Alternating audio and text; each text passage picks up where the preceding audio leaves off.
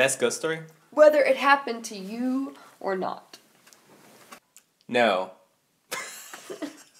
I can't think of any. No? Like, all my best ghost stories are yours. What was the one at the slave quarters? So, I'm doing a paranormal investigation. It's a Friday night. And it's around 3 o'clock in the morning, because, you know, the best time to do a paranormal investigation is around witching hour, around 3 a.m. Shit starts to get weird. It does. Shit gets really weird. It's really awesome. And there's no help. It's 3 a.m. No one's awake. No one's around. No one's around to hear you scream. Exactly. No one's around. No one's around that you want to be around. Right. At 3 a.m. It was in a so, very... like, ex-spouses? Yeah. They're always up at 3 a.m. Still thinking about you. Yeah, so it was a very haunted house in Savannah, which just means it was a house in Savannah. It's called the Sorrel Weed House, which is one of the only... Weed House? Yeah, the Weed House. Called the Weed House. Yeah. So after hours, we go in and we do a paranormal investigation, and ghost hunters had gone in and done an investigation in there as well. It's actually, I think, their Halloween episode of their second season. Oh, okay. If I remember correctly. If I remember my Ghost Hunter episodes correctly, I believe that was the Halloween episode of the second season. And they actually had some events happen in the slave quarters as well. Ah, good. So the slave quarters are really, I mean, slave quarters are just kind of creepy to go inside. Anyways, they're slave quarters. So you're racist.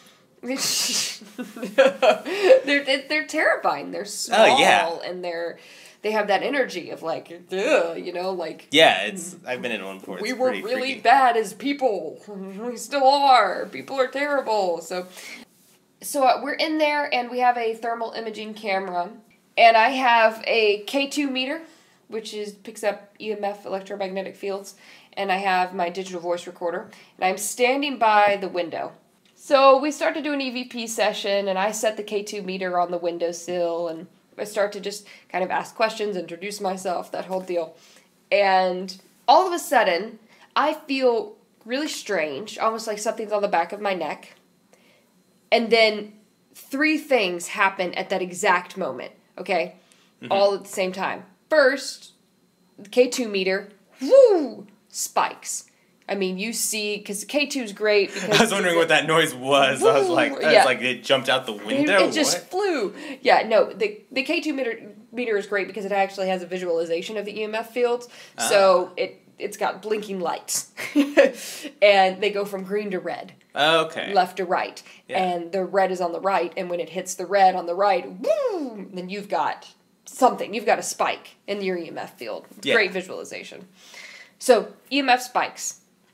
My partner is on the other end of the room. He goes, oh my God! He freaks out. Because he sees on the thermal imaging camera that there is something standing directly in front of my face. Oh, whoa. I mean, you can see the figure. I mean, it makes out a person just perfectly. And it's very cold. You can see me, I'm like orange. Yeah.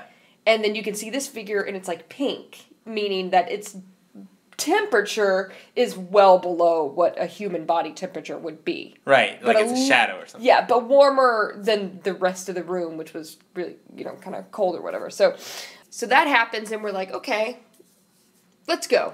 I ask a few more questions in my voice recorder, and then we kind of leave. And the rest of the investigation is really fun or whatever, but I get home, and I'm kind of freaked out because we've gone into some creepy places and seen some creepy things, and there was obviously a figure standing in front of me. I'm like, did it follow me home? No one's awake. I'm sleeping by myself. So I decide, like any wise person, to go ahead and start listening to the EVP. Yeah. Right. Really smart. Of course.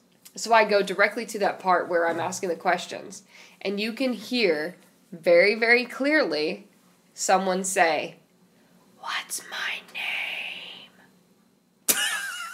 Oh, whoa. Because I said, "What's your name?" And they're like mocking me. And it's at the exact moment that we picked up the thermal imaging hit and the exact moment when the K2 meter spiked. And that I felt something. So there was, without a doubt, physical evidence beyond what you can imagine. I mean, you, as a paranormal investigator, you dream of having a physical sensation, thermal imaging hit, K2 hit, and an EVP all at once, all at the same time. There was something in front of my face talking to me. Like, if you don't believe in anything, then you, right there. I ain't afraid of no ghosts. Okay. Oh, we found the EVP, or is that what you call it? Yeah, maybe. I think the recording? This is it.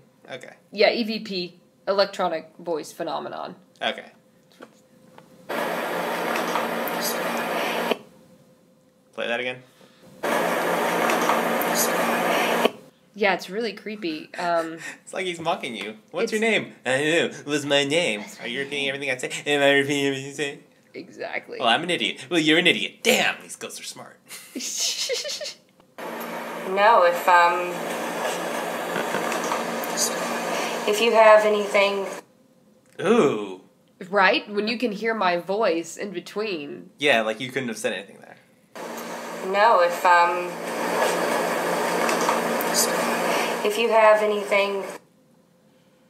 Dun-dun-dun. Yeah, so because I had said, before that I'm saying, what's your name?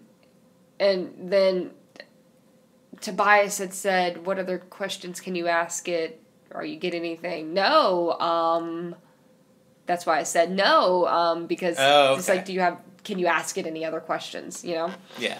Are you getting anything, I think was what someone had asked. No, if you have anything... What's fascinating to me about this EVP is that all the white noise disappears when this thing starts talking. You can hear the hum of... Yeah, I could hear that. What you're hearing is like street lights. Yeah. And just kind of like thing, because this is right on in Savannah. I mean, you can't get away from the street. Yeah, there's so much ambient noise in Exactly. I mean, there's no AC or anything like that going. It's just ambience and... Yeah. But if it's almost like you can hear when I'm talking that there's white noise behind me. Yeah. But it's almost as if this thing is speaking. It's like it's manipulating the frequencies somehow. It's absorbing the white noise around it in order to make a sound. Yeah, it's really... No, if you have anything... So then you ran to the window and you were like,